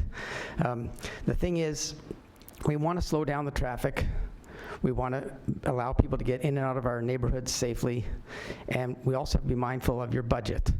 So if you're going to do something, do it once and do it right instead of having to go back and spend money again and ripping it out and paying a second time around. So I just want to make that suggestion. Thank you very much. Thank you, Hart. Hands of support. Is there anyone else who would like to address the council this evening during the public hearing? Do a second call. Anyone wishing to address the council? And a third and final call. Tisha, I believe at this point in time we're looking for a motion to continue the hearing. Yes, Madam Mayor, I apologize, I am on the wrong page. Sorry. I didn't realize we were quite going there yet. Right. Let me just 99. Sorry.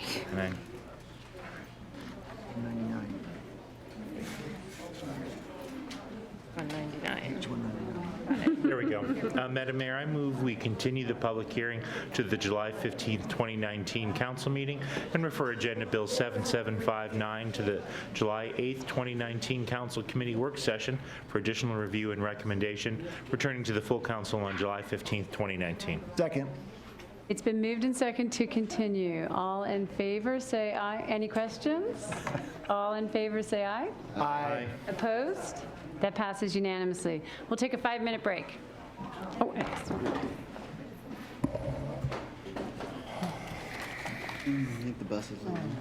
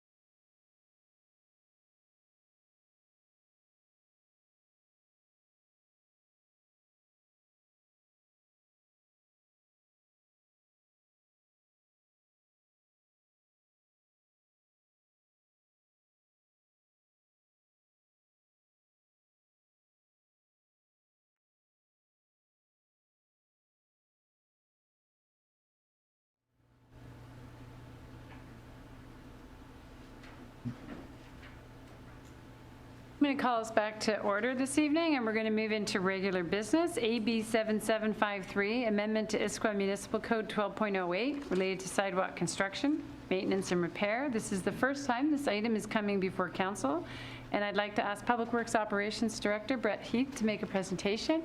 And thank you for being patient and staying with us this evening. Absolutely. It's pleasant outside, and there's a good Wi-Fi connection. So. All right, well, I'm here tonight to give you a very brief introduction to Agenda Bill 7753, which is an amendment to Ordinance 12.08 regarding sidewalk construction, maintenance, and repair. The current sidewalk ordinance was adopted in 1964. Since then, there's been court decisions that have changed the landscape a little bit. Notably, the Washington State Supreme Court has effectively reassigned liability from a budding property owner to the city for liability for injuries. Additionally, other changes to the ordinance include clarifications regarding what constitutes maintenance and repair responsibilities, and some code enforcement timelines and references. The largest change to the ordinance is in the text of the body, the removal of a citation of RCW 3568 and just a citation to same. And beyond that, this is a routine agenda bill. The administration recommends adopting the ordinance without referral to committee. So if there's any questions, I'd be happy to answer them. Brett, is the main point here that because the liability is transferring, that's sort of a big enough change you wanted to bring that up to council? Because most of the rest of it seems rather routine if we're falling in line with a RCW change. It is rather routine, yes. So there's large changes to the body of the text, and just wanted to clarify that and answer any questions that there might be. Thank you. Councilmember Winterstein. There's one clarifying question and then one question actually about the code. And this really, it pertains to existing sidewalks. And I'm not saying there's a grandfather clause or anything, but if you have a street, you live on a street, your property abuts that right away, and there is no sidewalk there now, this ordinance, this part of the code does not pertain to that situation. It pertains to that situation in that RCW 3568 does provide a mechanism for assessing the abutting property for construction of new sidewalks. Should the city choose to do so, typically the city is chosen to bear that cost. Okay, then thank you for that. And then that leads actually to my real question, because chapter 12.08.080 is titled Assessment of Cost to Abutting Property Owners. And I think you just, it's kind of out of context, that language, but I think it pertains to maybe the situation that you just spoke to. The language is, the city may choose to assess all or a portion of the cost to construct or repair a sidewalk to the abutting property owner or owners as allowed and using the process described under RCW 3568. 3568 really doesn't say much. So could you enlighten me a little bit more of what that process is and how would, I know you said maybe historically, but that's a case-by-case decision. I don't know that we have a policy from a funding perspective for the construction of new sidewalks that says the city will bear that cost. What does this practically mean to someone who doesn't have a sidewalk who may be getting one, in terms of their potential exposure to the cost? So should the city, and there's some limitations on the length of the sidewalk and some other conditions under 3568, which also references 3569 and 3570. The essence of it is, it goes through a public process, a resolution of the city council, an assessment role, real similar in some aspects to an LID. It's not a formal LID process, but it's a formal process that's spelled out in the RCW should the city choose to elect to follow that process, rather than funding it through the capital improvement plan or some other fund It could be an LID, it could also be an LID. It's just an option, so 3568 provides an option, and we didn't want to preempt that option. But we also wanted to clarify the fact that there are other ways. Usually this part of the ordinance is typically used with regards to sidewalk maintenance, and that's where we most of the emphasis and most of the use that we have with it is with sidewalk maintenance. And we wanted to clarify that there's several ways of approaching it, and 3568 is one of those. And there's also, it depends on how the sidewalk, if a sidewalk was damaged, spelling out, was it privately damaged or was it, wear and tear damage, and who's going to be responsible in those cases. Okay, thank you, Brett. Are there any other questions? Councilmember Hunt. It looks like there are a number of other changes throughout the code, such as regarding the permit required for sidewalk uses and a number of other changes. And so were those sort of just updating to be compliant with the state law, or was it also some additional changes that were clarifications, et cetera? Some of these are clarifications. Do you have a citation that you're looking at there? Well, I was just looking at the permit required for sidewalk uses section. That sounds like 1205. It is, Okay, yes. 1205 is going to committee under a separate agenda bill. Oh, okay. Yeah, this is just 1208, just the maintenance piece. I wanted to see if you were paying attention. We put 2 sidewalk bills on there. Okay. So, Okay, I got it. All right, thank you. and you were paying attention. Awesome. Any other questions on, and I'm not paying attention, so I have to look up the number. Any other questions on AB 7753? Council President Martz. Yes, Madam Mayor. I move we adopt ordinance number 2870. amending Chapter 12.08 of the Issaquah Municipal Code in order to update the same and to provide for the construction, maintenance, and repair of sidewalks by the city and adjacent property owners. Second. It's been moved and seconded. Is there any discussion? Council Member Winterstein. Winterstein. Sorry. I do have a question, and it's actually about the protocol that we're using. This hasn't gone to committee. There's no council liaison. How is this process reflective of the new method, if it is at all, that we're moving toward in terms of optimizing some of our operations? Sure. Tisha, did you want to address that question, or do you want me to? Tisha and I talked about that today in terms of low, medium, and high, and the process changes we've been talking about. Yeah. We're all still figuring out what that is going to be and getting there. enlightened. Thank you. Getting there.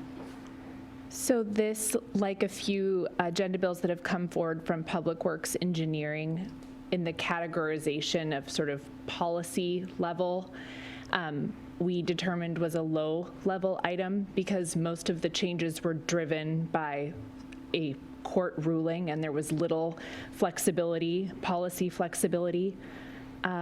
So because, though, there was a desire to inform you about some of the aspects, that's why it's under regular business tonight. But as you'll recall, the path for low-level agenda bills is to go directly to a regular council meeting for action on consent or a presentation and action under regular business. I appreciate that. And as I prepared and reviewed this evening, this, in my assessment, kind of fit that approach just fine.